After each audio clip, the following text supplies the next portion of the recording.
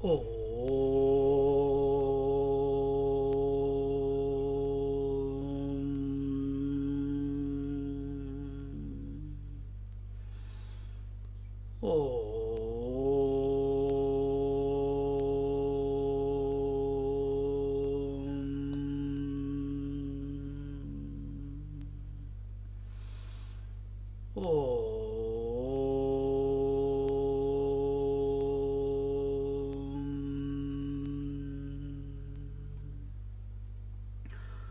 गुरुर्ब्रह्मा गुरुर्विष्णु गुरुर्देवो महेश्वरः गुरु साक्षात् परं ब्रह्म तस्मै श्री गुरवे नमः तस्मै श्री गुरवे नमः तस्मै श्री गुरवे नमः.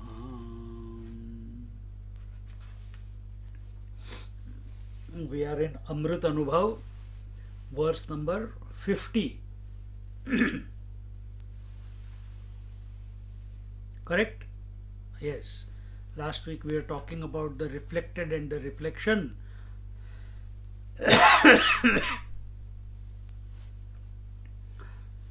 So, here it was. So, what is realization? What is this non-dual principle for the individual? It is like the salutation. Yes, not the non-dual principle. The salutation of the disciple to the guru is like the reflected face wanting to salute the original face, or like a person wanting to jump on the head of his own shadow, or like a wave wanting to realize the water, the ornament wanting to realize the gold. This is the and the individual wanting to know the truth.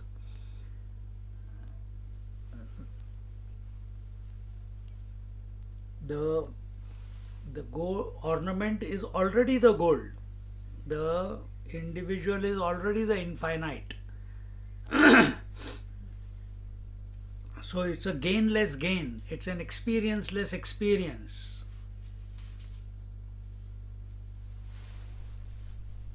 And that is how this salutation.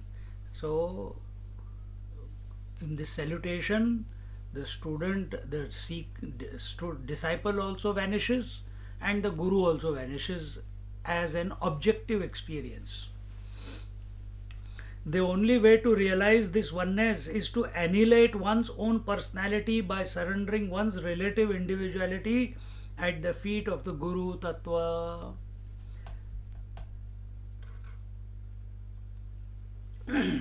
Individuality is only due to identification. That's all. Story over. Drop all the identifications, and there we are. Nothing to achieve after that. See? But with this understanding that there is nothing to achieve after I have dropped everything, after I have disidentified from everything. Because we disidentify from everything every night also, but we go into ignorance. We don't come to realize. So with this knowledge, you disidentify. Remain aware every night when naturally the mind is becoming empty just before going to sleep. And there you are. How the Guru is beyond the relativity of Guru-Shishya relationship is explained in the next OV. नाही रूपाची जेथ सोये तेथ दृष्टीचे काहीची नोहे आम्हा फळले हे पाये Isaiah दशा. He says,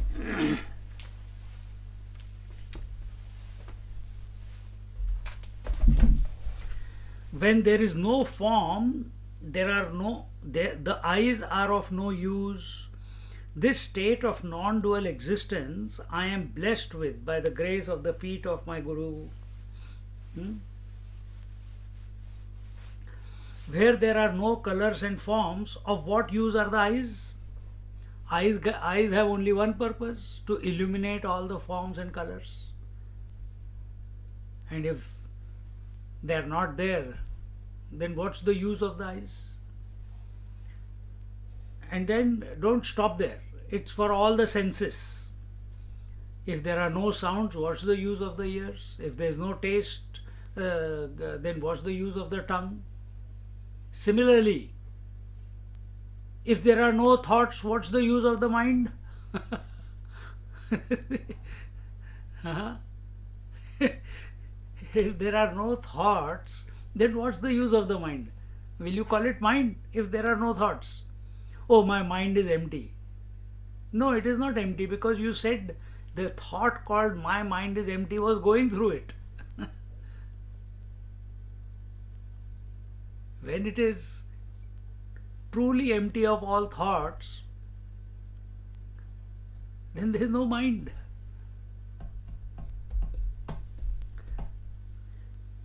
Where there are no colors and forms, of what use are the eyes? The eyes and the colors and forms are mutually dependent on each other. Huh? Wherever there is mutual dependence, they are coexisting. Eyes are there only because colors and form are there. Colors and form are there only because eyes are there. This is the first level of understanding. Next level of understanding, colors and forms cannot exist independent of the eyes.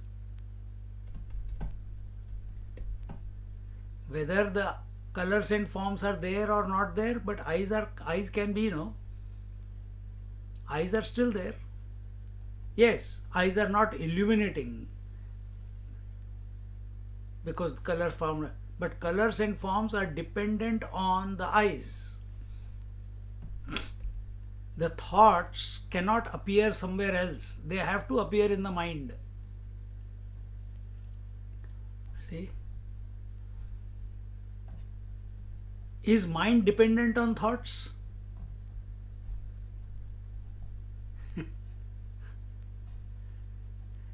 Is mind dependent on thoughts? I am asking.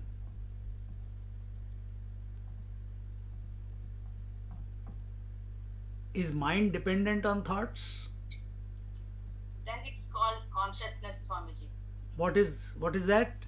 When there are no thoughts, the mind becomes the consciousness. Yes, so wonderfully said.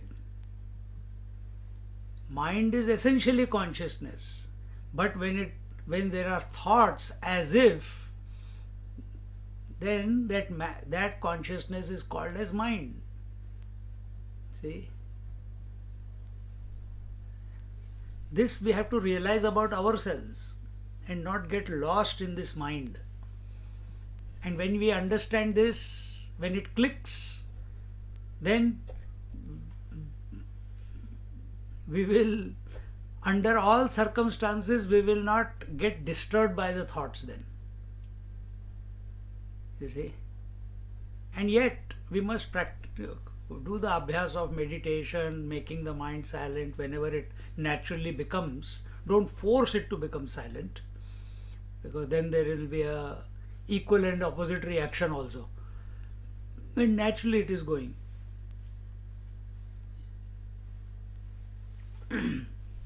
The eyes and the colors and forms are mutually dependent on each other. However, the eyes continue to be even without the presence of the colors and the forms.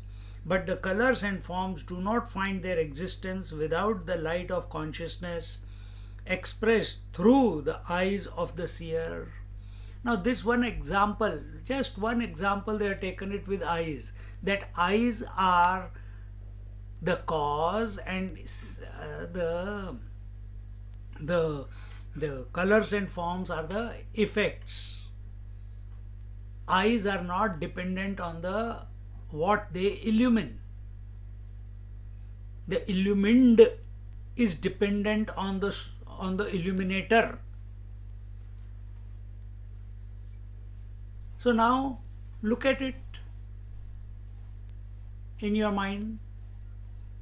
Are you knowing right now that the words which are coming through to you, are they forming thoughts in your mind? Yes, you are hearing it, and those sounds which you are hearing are appearing as thoughts in the mind, isn't it? You are knowing it. So is the knower other than the thoughts? Yes. Is the knower dependent on the thoughts? No, because thoughts are coming and going. The knower is independent. He is not affected. He gets affected when he identifies with the thoughts. For example, I understood what you said, or I did not understand what you said, what was heard. So he creates a relationship. See? Now go one step back. Just like the thoughts are coming and going, similarly, the waking experience is coming and going, the dream experience is coming and going, the sleep experience is coming and going. Who knows it? I know it. So the knower of these three experiences must be other, no? He is not dependent on these three. He is not affected by these three. He is not saying they should happen or they should not happen. See? So these examples from the sense, empirical level, then mind the subtle, and then come to the atmic level. But the principle is the same. Nothing is attached to anything, and yet a relationship, the jiva, the individual, creates a relationship. And this is what Jnaneshwar Maharaj is saying, that if you carefully, with a little bit of patience, observe the whole process, it is a relationless relationship.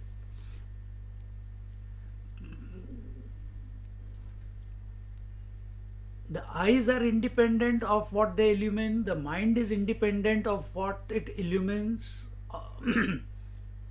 the thoughts, and similarly the Atma is independent of everything else. It is not dependent. In the duality between the Guru and the disciple, they are mutually dependent at the relative level. At the empirical level, at the relative level, yes, Guru can be a Guru only if there is a disciple. I can speak only if there is someone to hear.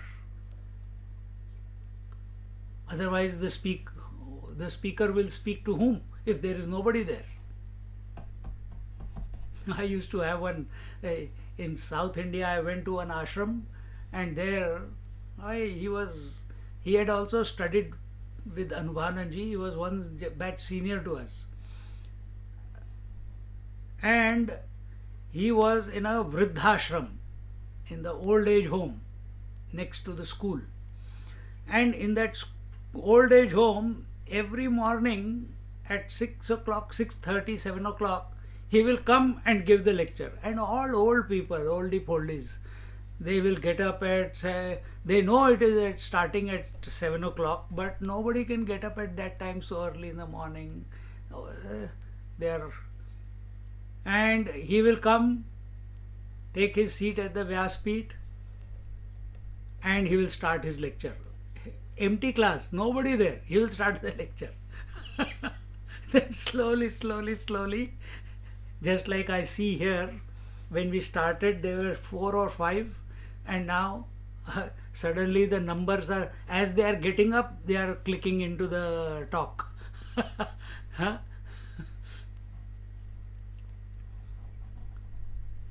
So he used to start. So I was there only for 2 3 days. So 2 days I went. I said, "Arey, what is this? Whom are you speaking to?" He says, after the class I asked. He says, "I'm speaking to the gods. I'm speaking to my own mind." Because I don't care whether they come or they don't come. I'm speaking to myself. But there also he had someone. And who was that someone? His own mind. Just as we say that the first person that we speak to is our own mind rather than you people.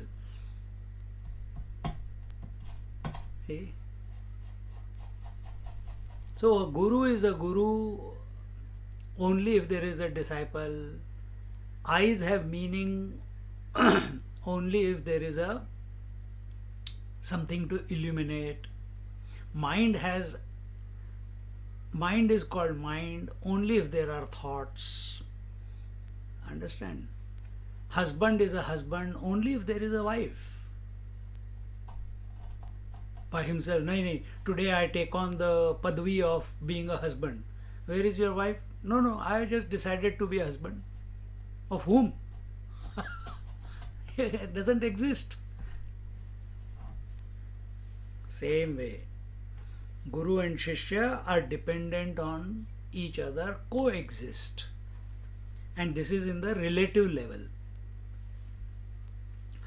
But this relativity does not touch the Guru, although it is intense in the disciple. This relativity is intense in the disciple and does not exist in the mindset or in the disposition of the Guru Maharaj. In the Atma, this relativity does not exist. In the mind, nothing but relativity is. See? You see? Intensely. Mind cannot exist without relativity, without duality. Mind is a product of conditioning, whereas the Atma is independent of all the conditionings. Now with this understanding you approach yourself. Who am I? Am I the independent one or I am the relative one? If I am the relative one, if I am the individual, then I am in the mind. I have accepted myself as the mind. I have got identified with the mind. See? So are you a woman or you are a wife? When your attention is on the husband, you will be wife. Nothing but wife will express at that moment. So is wife the woman? Is wife the woman? Yes, in and through the wifehood, woman is expressing. And wife is dependent on the woman. But is the woman dependent on wife? No. Apply the same principle. Mind is dependent on the self. Self is not dependent on the mind.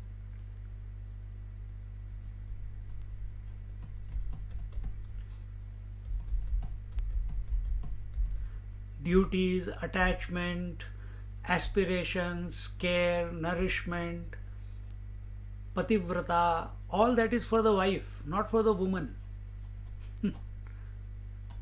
It's all for the wife. Am I doing the right? Am I doing the wrong? It is only for the wife. Woman has got nothing to do with it. So where is wife? It is a superimposition on the woman. Something called, a person called wife does not exist. Exactly the same way. Exactly the same way. This idea of individuality is only in the mind. Mind does not exist, it's existing in its own absence. Only Atma is. Similarly, here it is being explained that this Shishya is intensely living in relativity, and Guru is ever abiding in the oneness. The Shishya is calling him Guru. Guru is not calling himself Guru. The mind is saying that I want to realize Atma. Atma is not saying that I am Atma. All these word play is only for the mind. The idea that Nitya Shuddha Buddha Mukta Swarup, the Atma is Satchidananda, all this is for the mind.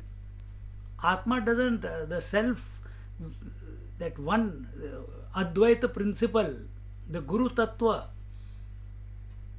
it doesn't utilize these words in order to define itself.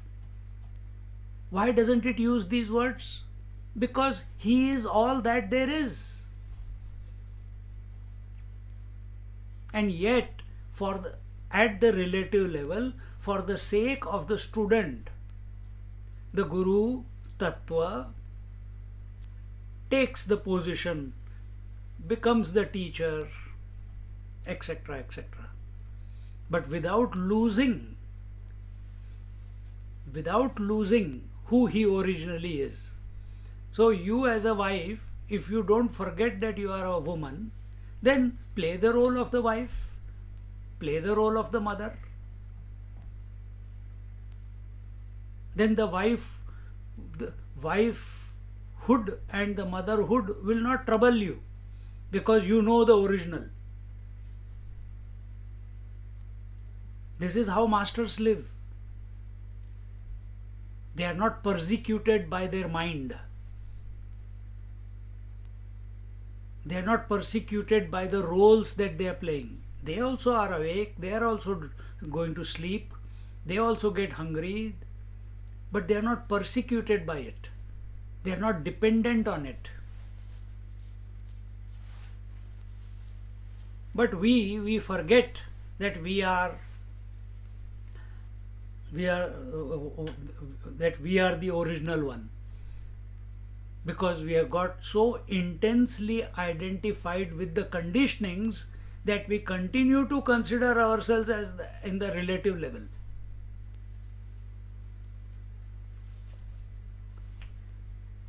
Thus, in the seeming duality of the Guru-Shishya relationship, the reality is only the Guru whose identity is with the Sad-Vastu. So in the Guru, so now what we are talking about? We are talking about the Guru-Shishya relationship, disciple and the teacher. And in that, only the teacher or only the Guru Maharaj, he knows what his essential nature is. Disciple doesn't know. That's why he's seeking. That's why he's surrendering. That's why he has come to know. He has come in the seeking, he has come to in the presence of the Guru Maharaj. Now it's not just enough there, you apply it on yourself. The self is all knowing. Self is independent. Just now we saw one or two examples. Just like woman is independent, self is also independent in that sense. The waking, dream and sleep keep coming and going. It is independent, you know it. But the mind, where the individuality is born out of identification, it doesn't know. It is seeking. It feels incomplete.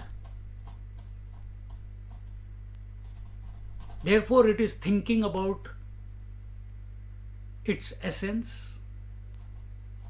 What is my source? What is my true nature? And therefore, it comes in the presence, that mind, in our subjective journey. In that search, it comes. It is told. Not it comes, it is told. Oh, you are essentially the Atma. So it starts thinking of the Atma. Just like the disciple is thinking of the Guru, Just like the devotee is thinking of the Lord, the mind is thinking of the Atma. And it keeps contemplating, keeps contemplating. And in this relationship of I am seeking the self, I am seeking self realization, that self is the independent principle. And the mind is the disciple, mind is the seeker. And how long will he seek? Till he doesn't come to non seeking. Till this worm of I am a seeker does not drop away. And he cannot force it to go away. It must come as a result of absorption. Just like I am sleepy, that thought also dissolves away as a result of absorption of the mind in the sleep, isn't it? Same way, same way. See, it's that simple. You're practicing it every day. Not every day, every moment this is going on. If you keep dissecting it, what we have just mentioned in this verse is happening every moment.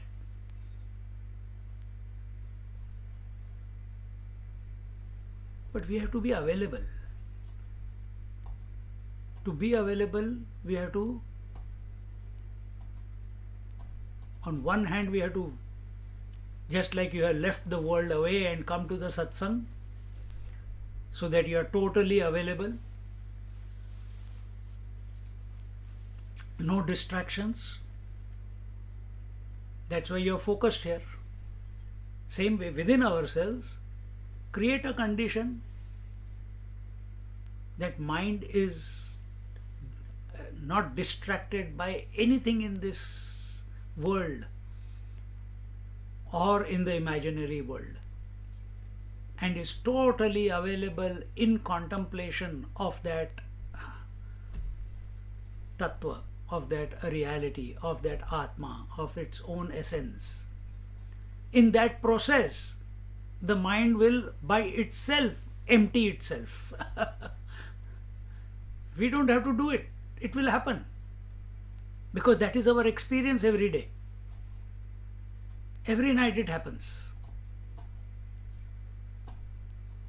So this idea that I am doing meditation, that I am doing exercise, I am doing mind control, I am doing all that is, it's not going to, I am doing, we have to give up doing, Baba. We have to give up doing. As long as the doer is there, the self will not reveal itself. Yes, it is a natural, or because of our intense identification with the matter, the individual feels that he needs to do something because he is addicted to doing. So he feels he needs to put efforts.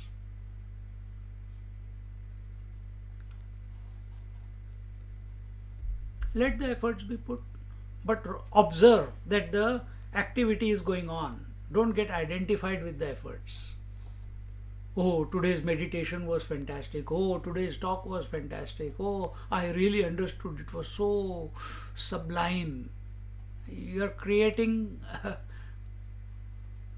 an imagination.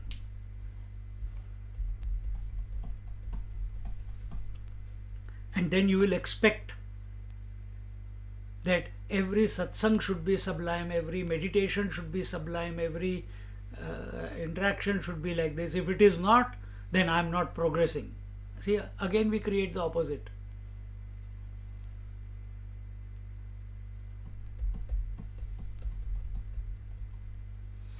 By the grace of the glorious feet of Guru, when the disciple discards the relative mind, he comes to discover the non-dual existence which is manifesting as the duality of Guru Shishya. How does he discard the relative stand? How does the disciple discard the relative stand? First he must be convinced. First he must be convinced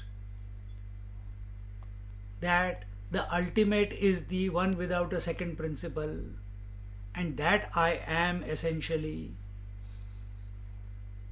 The Guru form which is expressing outside is nothing but a projection of my own mind. This transformation must happen in the mind. Not then surrender will come.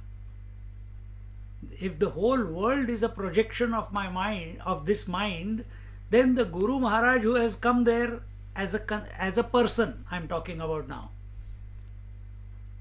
So whether it is the Guru Maharaj as a person or it is the word Atma as a thought in the mind,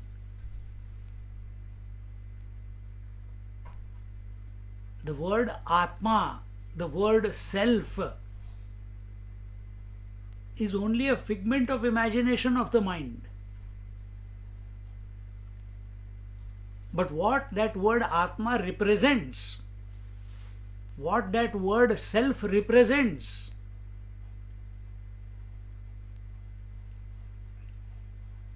I already am. See? Because how do I come to that conclusion? Scriptures tell us that. You are already that which you are seeking.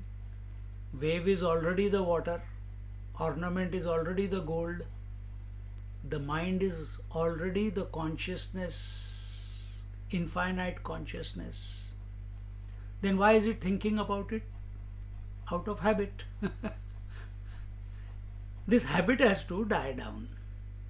So let the mind use the words, but our attention must be that words are coming and going.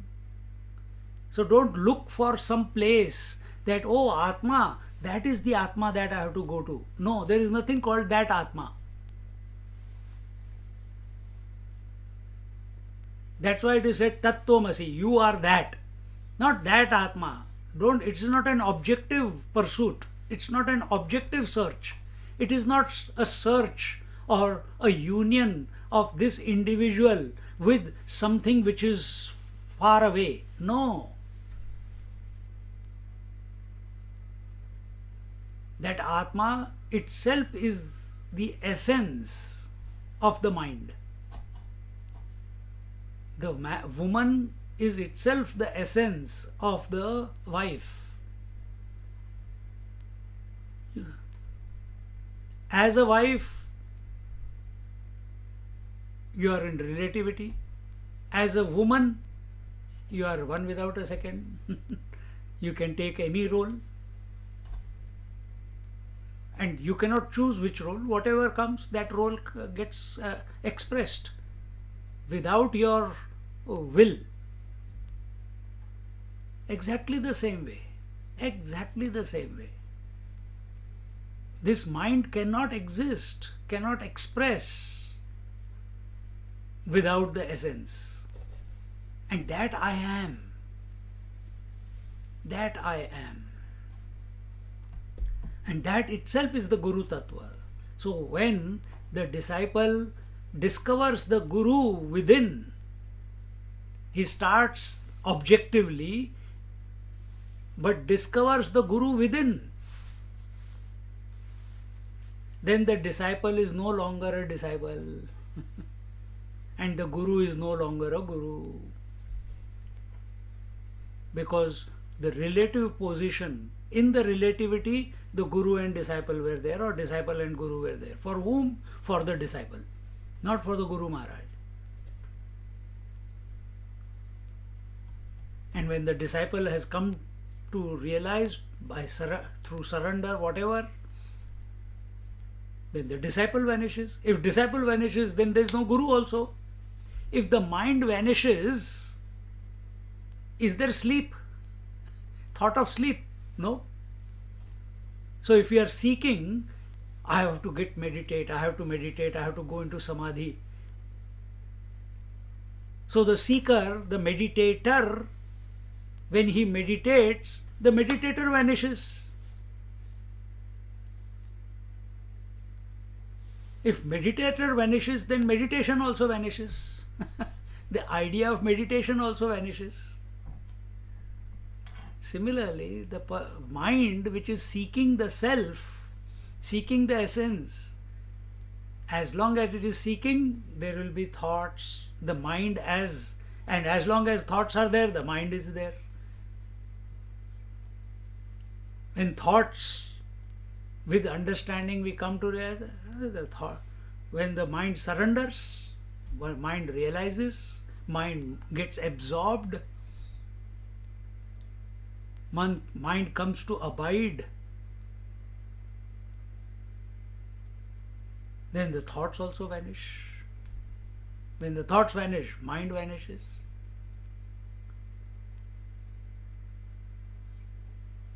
Then what will mind seek after that? Nothing. Yet,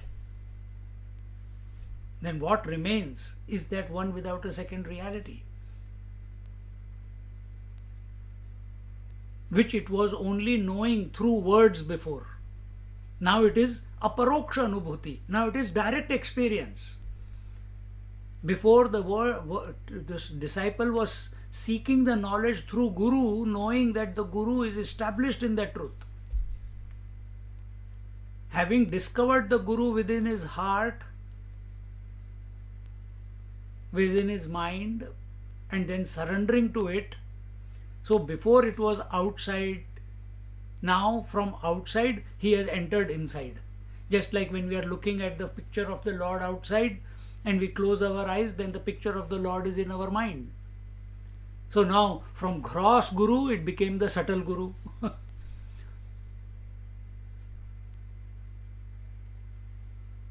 But subtle also is a concept of the mind only, no?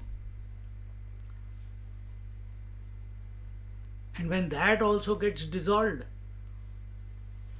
then the idea of Guru and disciple becomes neutralized.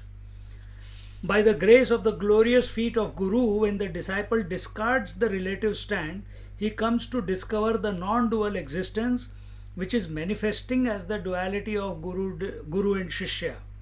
He reaches a state where the seer-seen difference has ended and he is one with the truth.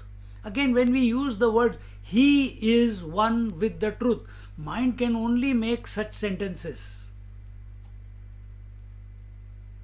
And when he has to experience it, again it will say, I am that. The teacher says, Tattvamasi, you are that, or he is one with the truth, and the disciple says, I am that. And after that, silence.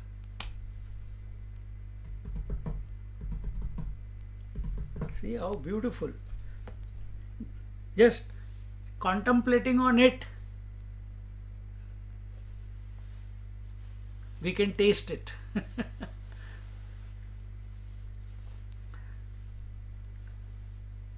Has ended and he is one with the truth.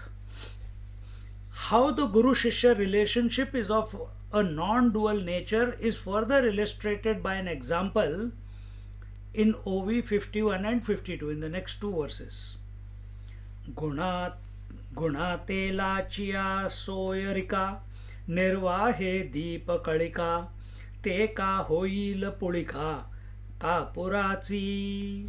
A beautiful example is taken. A lamp flame may need wick and oil, but the camphor does not need them to aflame. Both are light. Lamp also gives light, kapoor also gives light. But what is the difference?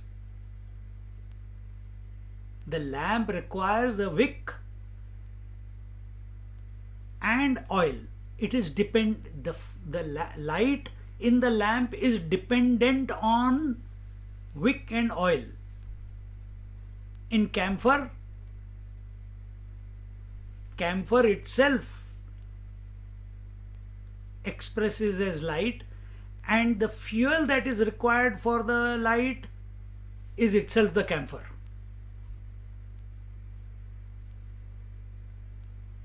You are understanding the difference in the two examples.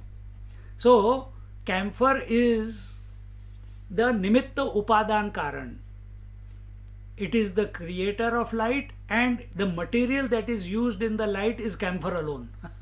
Like Ishvara creates the creation, he is the creator and he is the material out of which the creation is created. Camphor itself expresses as light, and camphor is the material which is being utilized to express as light. See, so where was this? Where was this lamp and the material? It was unmanifest. It was in the camphor only. No, camphor doesn't need anything else. Like the lamp, can you have a diya without a wick? Not possible. If you have a wick, can you have a diya? Yes, only a tiny 1 second, 2 seconds till that wick burns away. But if you want to light the lamp in front of the Lord for a long period, then you need the oil also.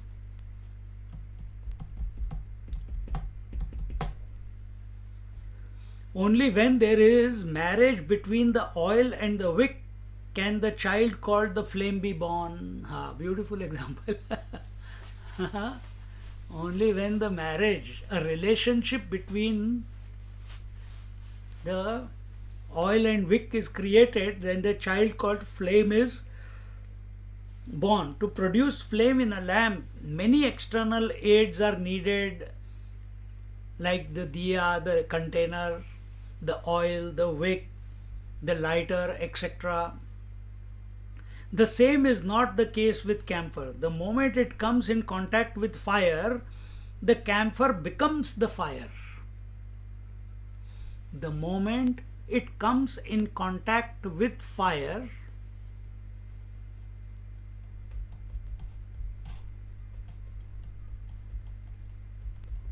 and the fire doesn't even need to touch the camphor. It can be only near the vicinity. It will, with the heat itself, the camphor lights up. Whereas the wick, sometimes we go through so many matchsticks in order to light one lamp, one wick. See, the moment it comes in contact with the fire, the camphor becomes fire and exhausts itself. You understand what we are saying? The camphor exhausts itself. The moment mind contemplates on the truth, the Atma, mind is like camphor. It will exhaust itself. The moment mind thinks of sleep, it exhausts itself of all duality. Isn't it?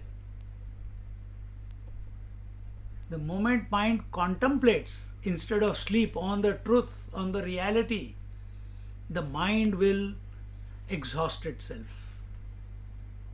So is our mind camphor, or is it jyot se jyot jalate chalo, prem ki ganga bahate chalo? Is our mind a lamp, or is our mind camphor? Is it holding on to some support in order to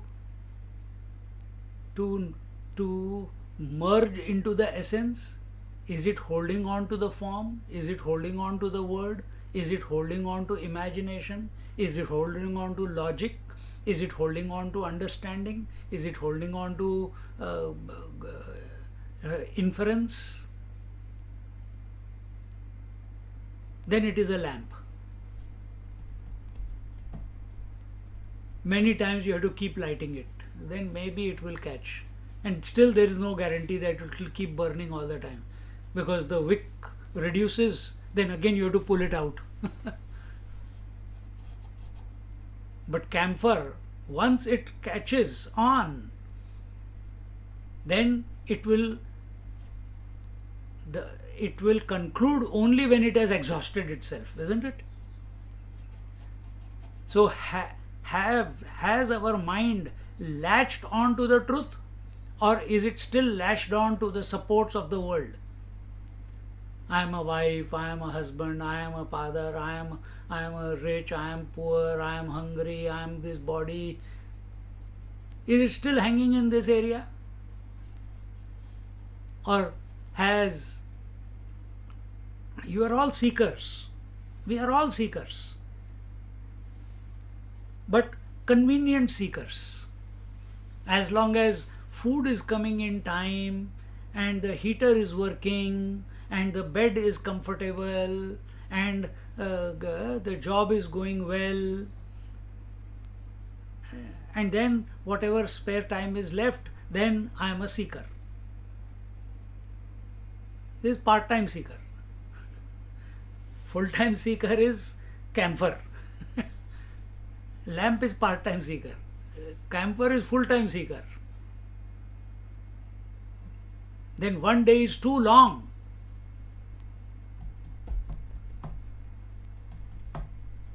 It wants to quickly burn and exhaust itself. Well, that also it is not in its control, how quickly or how slowly.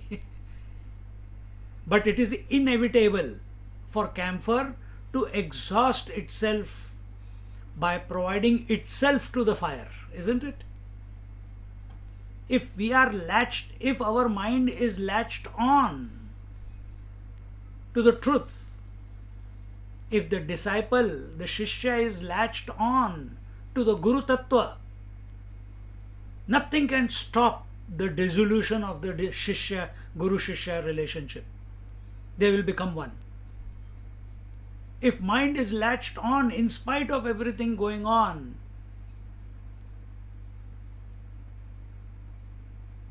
then nothing can stop it from realizing the truth. Right now, we are latched on to our wife, husband, children, parents. So, automatically, that I must do the right, I must do my duties, that is all is coming, isn't it? We are exhausting ourselves in that avenue, in that area of our conviction. Because we are latched on. Our mind has latched on.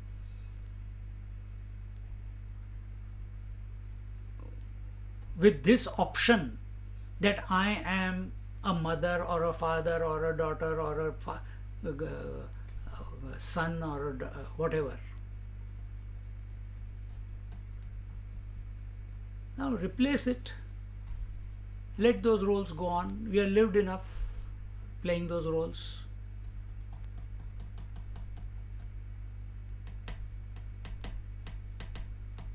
And how did you get latched on to the husband? Arranged marriage. You kept thinking about him, or he kept thinking about you again and again and again. And how and why are you committed to each other? It could be fear of society. It could be it is the right thing to do.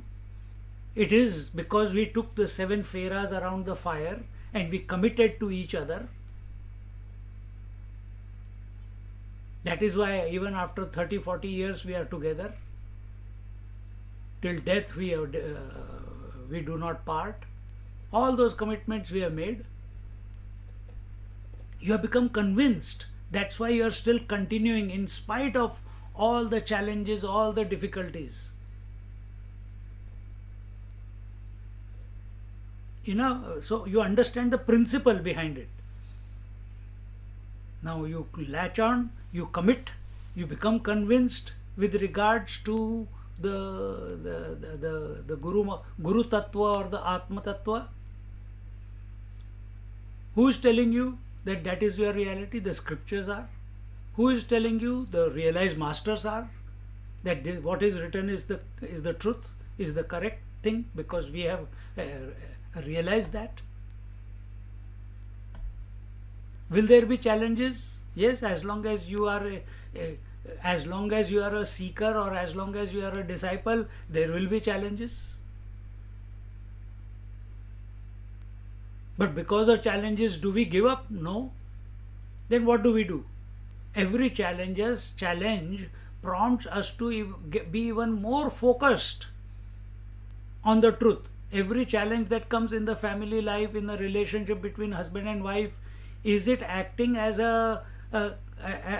to renew your commitment, or is it a excuse to divorce straight away? This is not possible. This relationship is not possible. Think. Some people think that way, a good excuse to get out of the relationship. But there are others, many, majority of them, they continue. They understand these challenges are only, they will come and they will go. The commitment remains. The unconditional love remains. That gives us the strength to go through the challenges. So when this commitment and unconditional love, this surrender is there towards the truth, then whatever challenges come, we will be able to overcome them. In fact, what overcome them? We will not give heed to them, because that commitment, that goal, that merging is more important than those difficulties. For the camphor to express as fire is more important than its melting. See how beautiful. For our mind, the sleep is more important than forgetting the waking world. Why? I will experience bliss in sleep. Same way, exactly the same way. That bliss is not this bliss in sleep is coming and going, but the bliss of the self will be permanent once and for all. This we have to get convinced.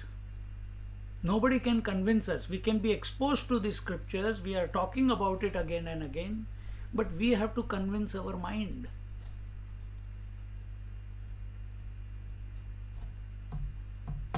How wonderful.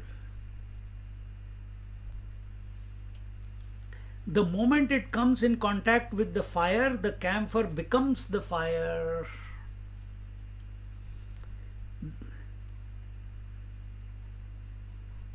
So the moment our mind thinks of the truth,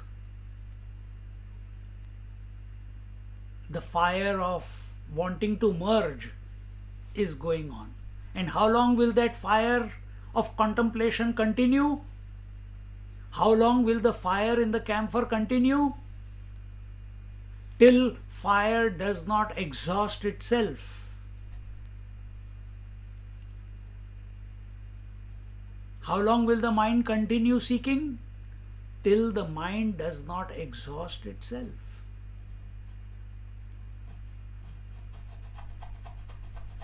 How much more wonderfully the teachers can explain to us. The different types of arti shown in the temple puja has this deeper meaning. First, one tries to illumine the truth with the help of 36 flames. You know those big ones, even this our Shiva Vishnu temple also has it. 36 flames. What? 36 aspects of matter. Pancha Mahabhut, Panchendriyas, Pancha Karmendriyas, etc., etc., Pancha Pranas, and so on. So 36 flames. representing the 36 tattvas or principles which constitute the world of perception. Huh? Then second, so these are the different artis. In traditional, in North India they don't do so much. In South India you will see all these. Even if you go to Ganga Aarti in Rishikesh, there also these things happen. First they take the big one, long Aarti, because 36 elements are there. Then next one attempts to see the truth through the 5 strong flames of the 5 sense organs. So all the aspects of the creation, the 36 aspects,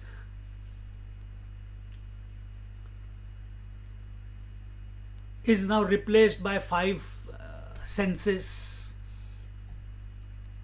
The entire diversity, the variety of the world is perceived only because of the 5 senses. See? So then Pancha Aarti. So first the Aarti was with 36, now it is with 5. Then, but again fails. Still the 36 flames, they can illuminate a statue, they can illuminate a room, but they are incapable of illuminating the self. Then stronger than them are these 5, but they are also unable to illuminate the self. Then the third is the futile attempt to know the truth through 3 flames. What are the 3 flames?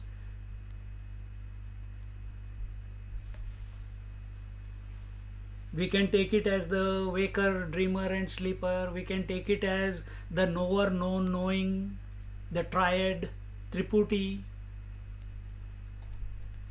We can take it as representation of Sattva, Rajas, Tamas. We can take it as the gross, subtle and causal. But all these are at the Prakriti level. Prakriti cannot illuminate the infinite. So even this also fails.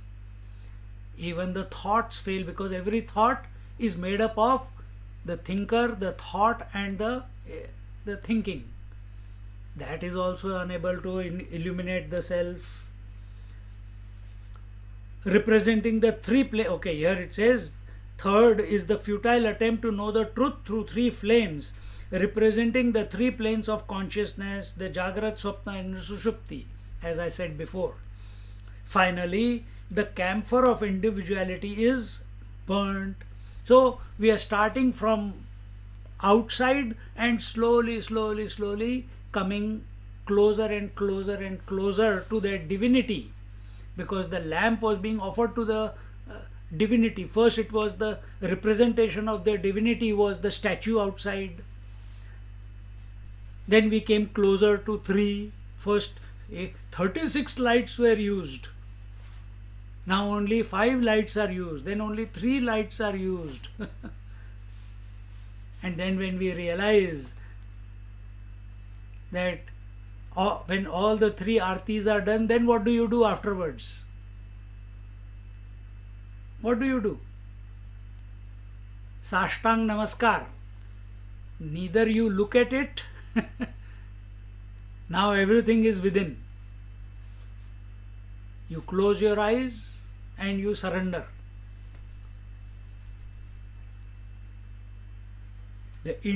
Before I am showing the arti, oh whatever, Om Jaya Jagadish Hare, Swami Jaya Jagadish Hare, lambi chaudi arti. Then Pancha Arti also, some Guru Brahma, Guru Vishnu or whatever, Satchidananda Rupaya.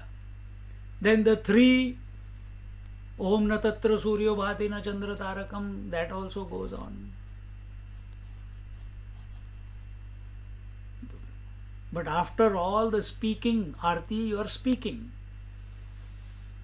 That comes to a conclusion. The support of the lamps has gone. Actually, the na tatra Suryo Bhati na Chandra Tarakam, that is not done with the lamp. That is done with the kapoor always.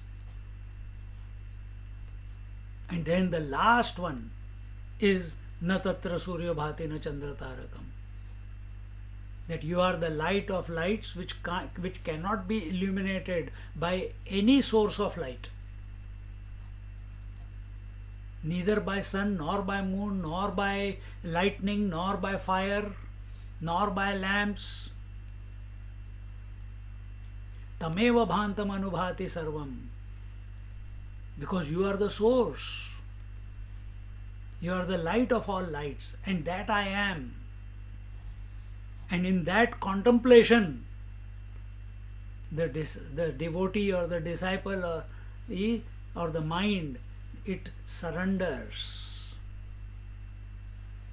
The camphor of individuality is burnt, and there is nothing left behind, only total submergence in the absolute. That's prostration. That is salutation. And this salutation is going on every moment. Every moment it is going on. All we have to do is recognize. We don't have the eye to recognize it. Because we are obsessed with the world of names and forms.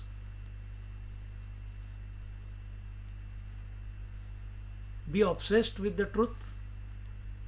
Continue living in the world of names and forms. You cannot stop that phenomena.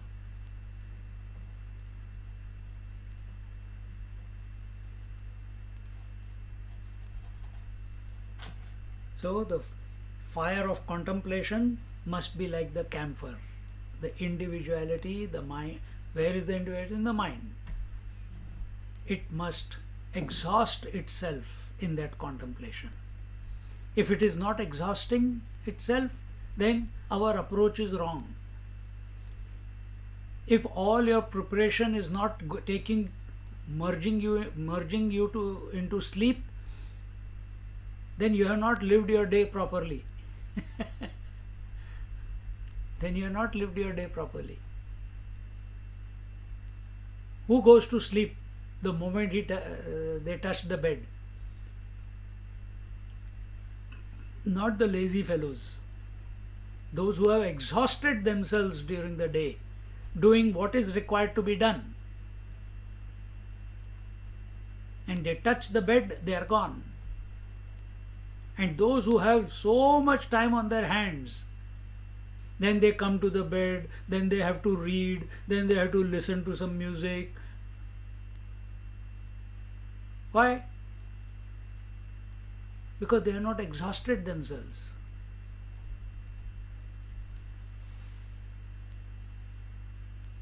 Nothing wrong with doing that. That is your routine. But the moment I close my eyes, I'm gone. Story over. How wonderful. Each verse is so wonderful here.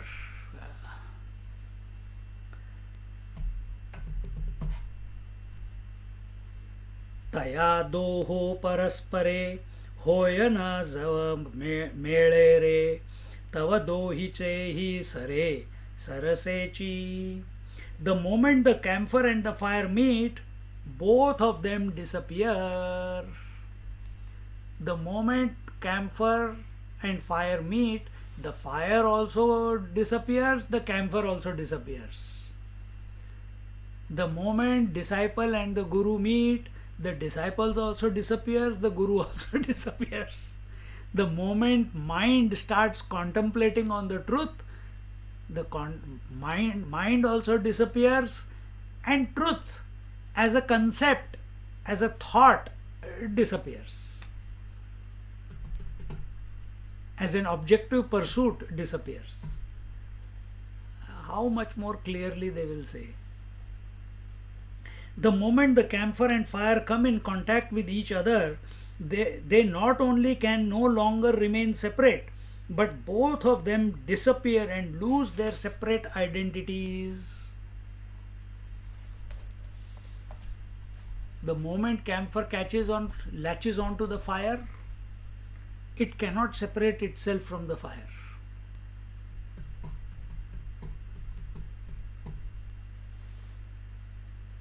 Camphor is the crystallized individuality. What is crystallized individuality?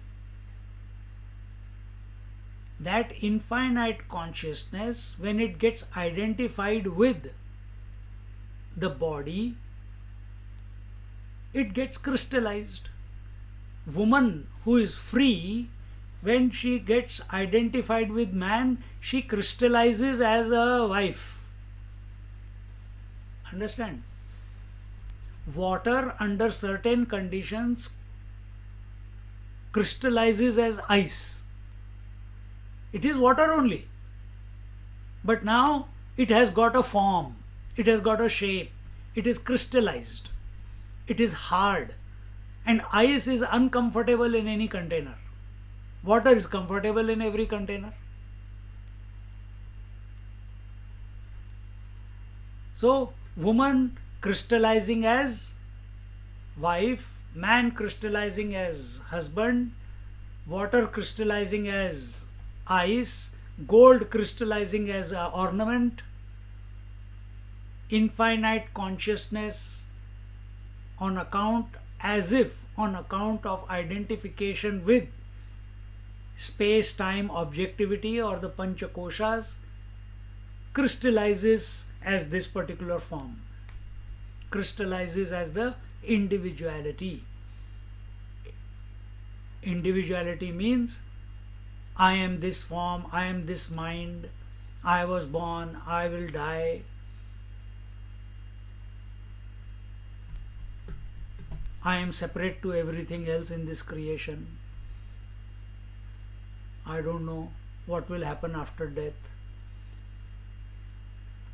The creation was before I was born, the creation will continue after I am dead. And thus living in fear. This is crystallization. Camphor is the crystallized individuality when the unmanifest truth is invoked and it manifests as the fire of knowledge. So where was the fire in the camphor? It was unmanifest and it became invoked. How did it get invoked? Because it came in the presence of a fire. The fire within started burning. Many of us, we were not born thinking about these topics. So somewhere in some satsang, in some book, in some presence of some great Mahatma, this journey of seeking, it got initiated, isn't it? Or it may have happened at a particular time from within.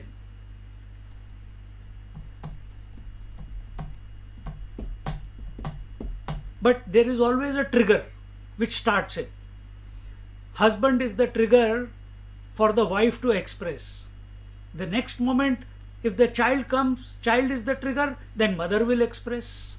But you need a trigger. When there is no trigger, the child doesn't, the mother or the wife doesn't express. So what is the trigger? Here, the thought is the trigger. For Guru, Shishya, for the disciple, Guru is the trigger. For the mind, the thought of the self is the trigger.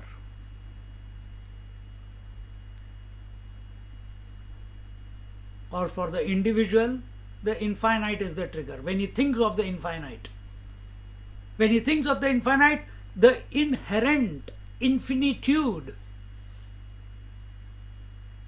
the expresses as the contemplation.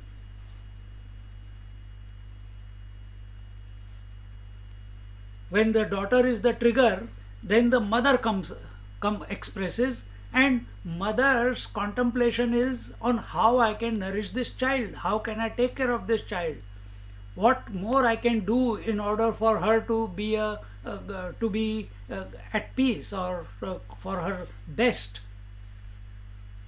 Same way. When the individual mind is triggered by the thought of the reality, from wherever that thought comes, it gets latched onto it.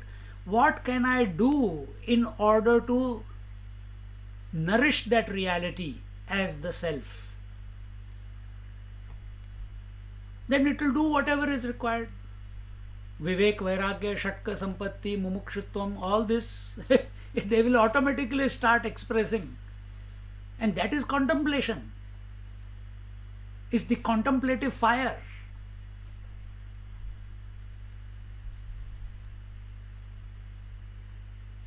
Truth is invoked in it, in the individuality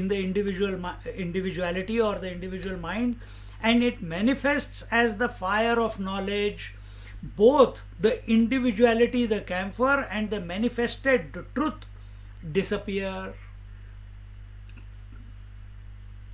See?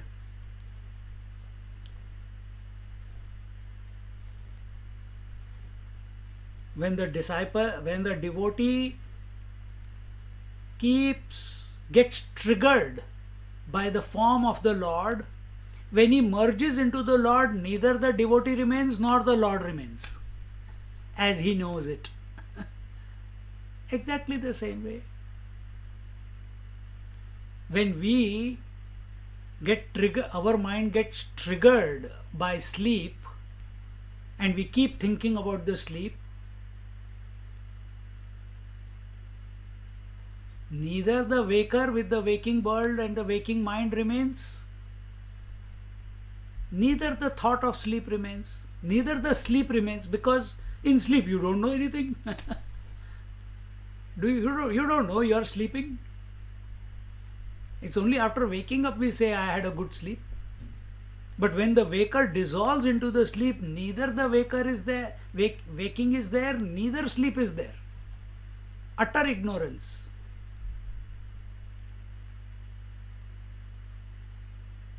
Total merging. The object called the sleep and the seeker was the waker. Both of them vanish. Same way, the Shishya who is seeking the Guru, once he realizes, merges, the Shishya also vanishes, Guru also vanishes. When the mind is seeking, here we are doing that, the mind is seeking the truth through these words, contemplating on it, the fire is burning. How long will the fire burn? As long as you are contemplating on the truth. But we have been contemplating on the truth for so many years. No, you have not been contemplating on the truth. You contemplate on the truth on Sunday morning, rest of the week you think about the world. So you collect more data. So now you got more fuel to burn. If we were really committed, we will be contemplating on the truth till the entire fuel is burnt away in toto.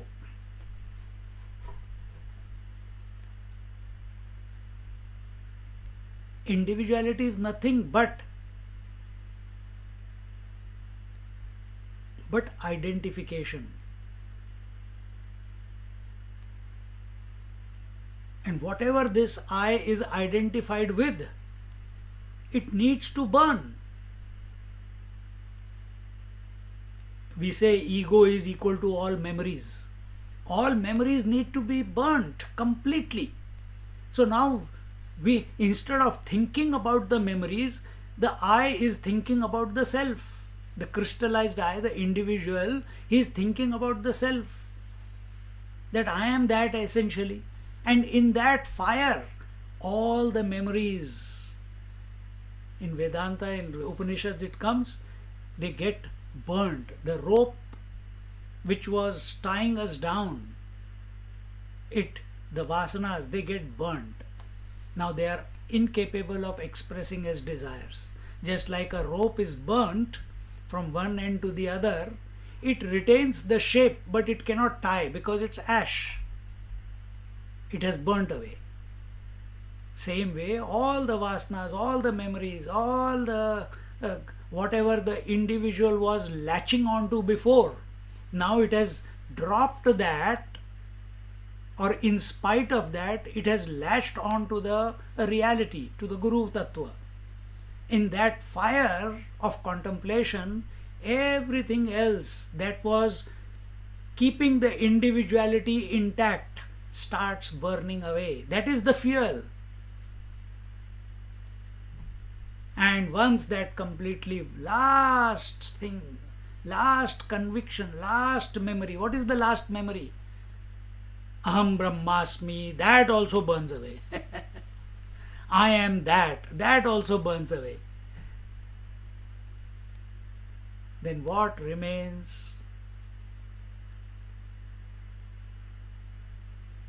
There are no words for it.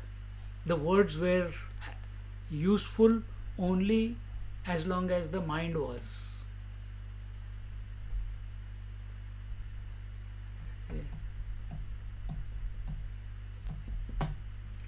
So neither the Shishya nor the Guru, neither the mind nor the truth as the mind knows it, both of them disappear. Both the individuality, the camphor, and the manifested truth disappear. That is, the relative existence is transcended, and the original state, which is beyond manifestation and non-manifestation, is restored.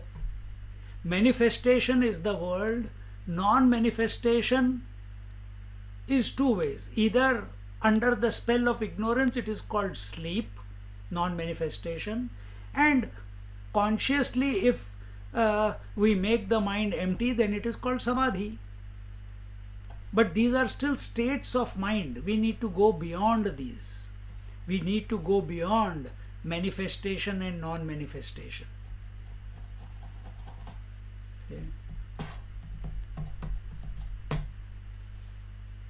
The relative existence is transcended. Relative was Guru and Shishya. Relative was individual and the infinite. Relative was mind and Atma. Conditioned and the unconditioned.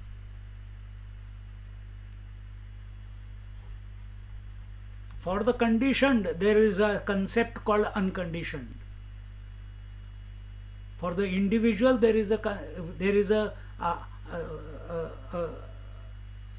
goal set that there is an infinite one.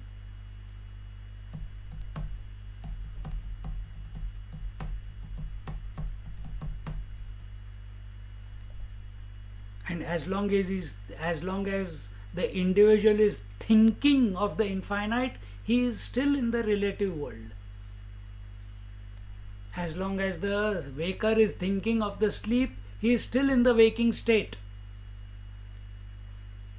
But when he gets absorbed, he gets exhausted and gets absorbed or surrenders to sleep, then neither the waker is there nor the sleep is there.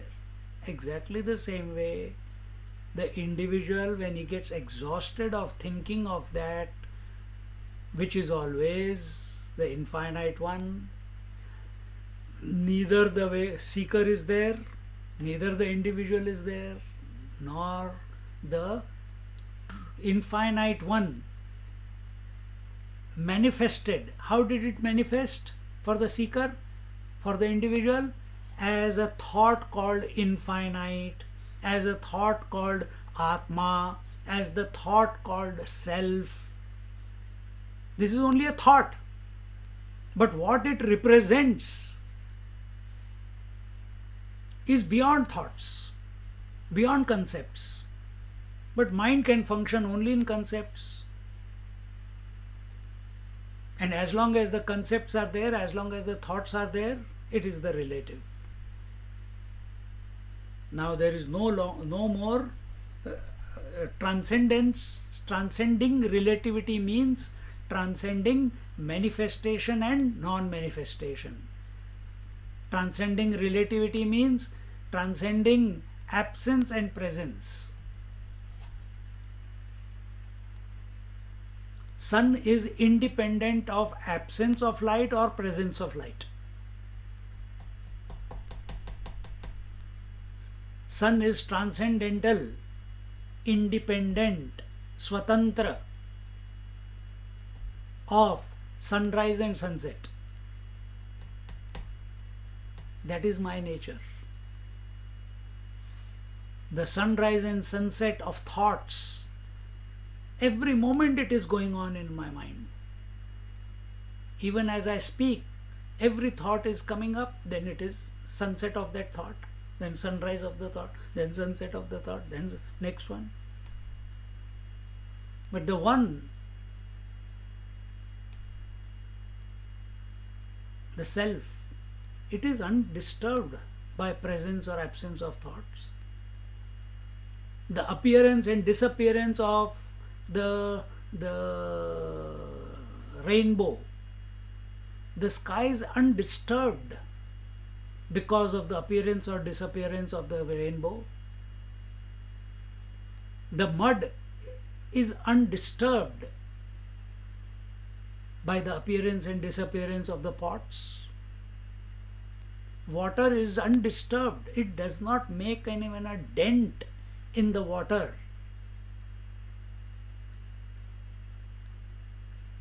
If a wave is expressing, water has not lost anything. If wave has died, water has not gained anything. This is transcendence.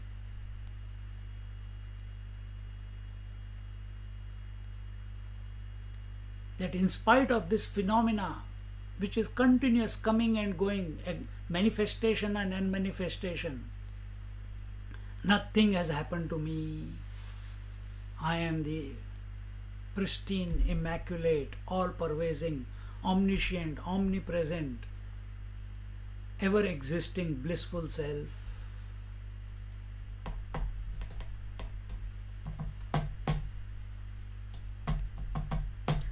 In the same way, when the Guru Shishya come together, both manifestations disappear and that alone remains which is beyond the spell of dual existence. Beyond the dual existence.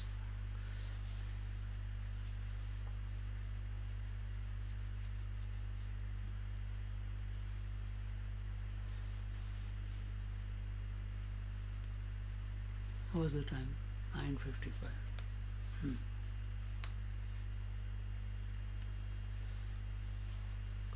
The same thought is expressed through another example. Te videkhe nami yayate tava gele vandya kandite chevilya kate swapnice zevi. In the same way, when one approaches the Guru, the duality of Guru and Shishya disappears, just as the experience of duality in the dream vanishes on waking up. We'll contemplate on this one in our next class.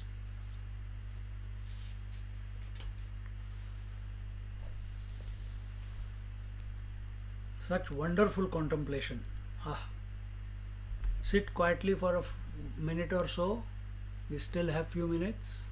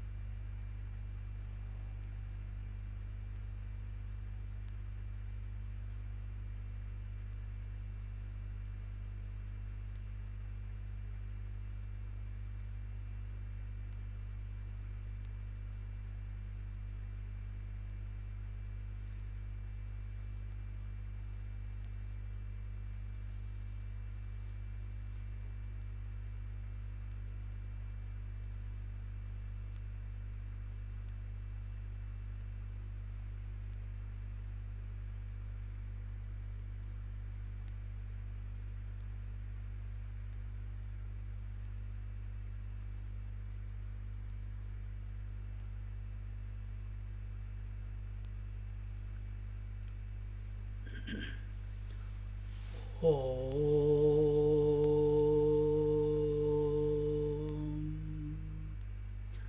Purnamada Purnamidam Purnat Purnamudachyate Purnasya Purnamadaya Purnamevavashishyate Om Shanti Shanti Shanti Harihi Om Shri Gurubhyo Namaha Harihi Om.